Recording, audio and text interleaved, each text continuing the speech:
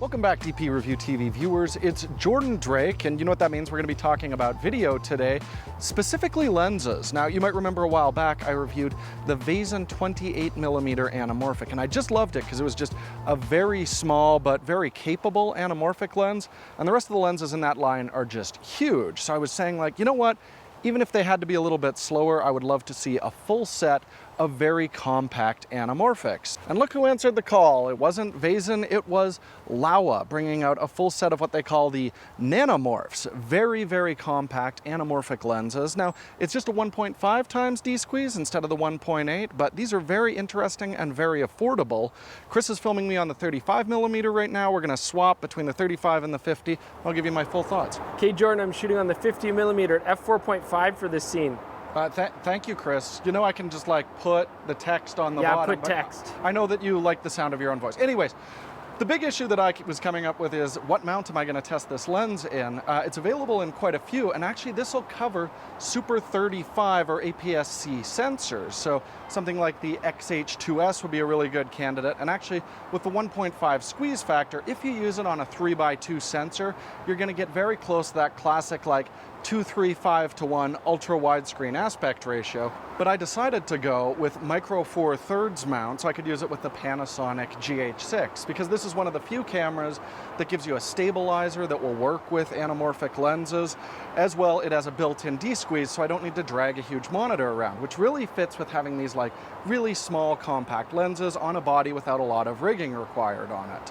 Now, when you de-squeeze the 4x3 open gate, that gets you a 2:1 aspect ratio, which is kind of weird in unconventional format, but it crops very easily to like your classic cinema 4K aspect ratio. That's what I'm going to do for the rest of the video. Okay, Joe, we're doing this walk and talk. I'm on the 35mm at f5.6. You should have some depth of field. Perfect. Keep that distance. All right, let's talk about why I really like anamorphic lenses in the first place. And the first two are really often discussed, those horizontal J.J. Abrams flares. And then you get that kind of oval egg-shaped bokeh with them. But why I really love anamorphic lenses is that D-squeeze gives you a really cool cinematic sense of motion when the camera's moving or if a subject is moving at the edges of the frame. Now this effect would be even more pronounced with the 27mm that Laowa does offer, but unfortunately my copy was defective, so we're just going to use the 35 and 50s today. All right, Chris, what are we at? I'm still shooting on the 50mm. I'm at f5.6, and remember, these lenses don't transmit metadata, so you will appreciate this in post. You're incredibly useful, and I do definitely underappreciate you. Let's talk about the design on these lenses, and it's actually quite nice considering the budget price these are brought out at. I really like the feel of the iris ring on them, just perfect amount of resistance. These are all geared, so they'll work really nicely in a follow focus unit. I do find that maybe the focus ring is just a touch loose, but I've seen lenses that cost 3 times this with much sloppier feel on it. It's not perfect, but again, it's still really good for the price. We've got a 55mm filter thread on here, which is great. You can easily find inexpensive diopters and neutral density filters. Again, this just helps you have a really compact kit. Okay, Jordan, we're at 50mm, but I'm shooting f2.4 wide open. We got leaves in the foreground out of focus. Thank you, Chris. That's a very good test. Let's talk about breathing next, which is something I take very serious with any video lenses. This is when you shift the focus from, you know, close up to distant. You'll see the frame change a little bit. It almost looks like the lens is zooming. Your field of view will shift, and it can be really distracting when you're pulling focus. Now, the nice thing is these nanomorphs don't exhibit that much breathing. It's actually quite well controlled. And as well, specific to anamorphics, you'll sometimes encounter a type of breathing where the D-squeeze will actually change as you change your focus distance from near to far. So things will suddenly look like taller or fatter than they should. And I see almost no example of that with these. That is very impressive performance. Well, so we're shooting 35mm at f5.6 right towards the sun, flaring like crazy. You look amazing. It's what we want. And when we're talking about anamorphic, we have to talk about flaring. That's a big part of the appeal. And what's really interesting is Laowa's giving you the option of getting the nanomorphs with either blue flares, orange flares, or neutral flares, which is a really interesting option. And you can see we're using the blue flare right now. It's very evident. And these lenses are very prone to getting those horizontal streaks of light. You can definitely see it right now. But what I'm also really concerned about is, are we getting a big loss of contrast? Are we getting ghosting? And you can see we're definitely getting a bit of both of those. So if I cover this up here, you can see the contrast dramatically improving as as soon as I take away that direct light source. And we do definitely get some vertical ghosting as well with it. I mean, it's very interesting. A lot of people are shooting anamorphic because they want as much sprinkly lights and loss of contrast bouncing all over the frame as they can possibly get. These will deliver that, but if you're looking for a very clean image, not going to be my first choice.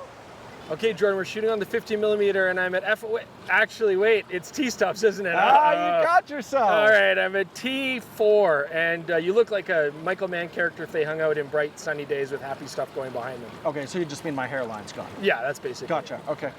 Let's talk about bokeh on this, and having that kind of egg-shaped bokeh is one of the other real appeals of using anamorphic lenses, though the effect is less pronounced on this because it's just a 1.5 times squeeze.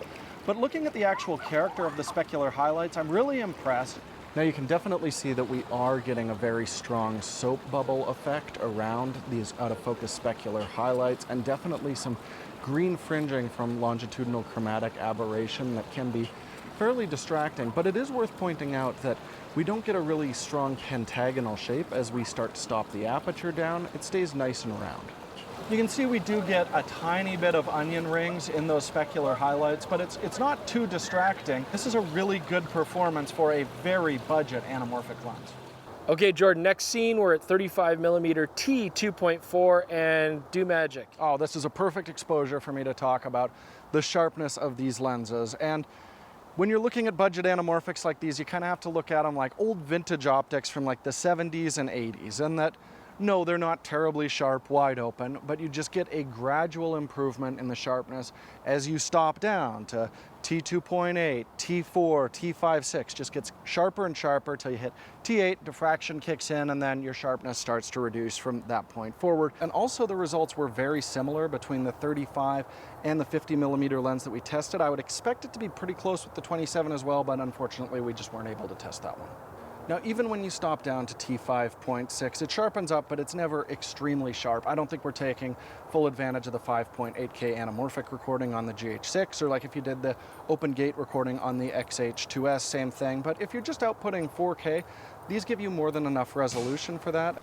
Okay, Jordan, so a little housekeeping for our final scene here. I'm shooting on the 50mm at T2.8 and I'm standing over a creek. So if you hear water noises, viewers at home, that's the water, not Jordan peeing below the frame. That's a really useful disclaimer, Yeah. Thank you.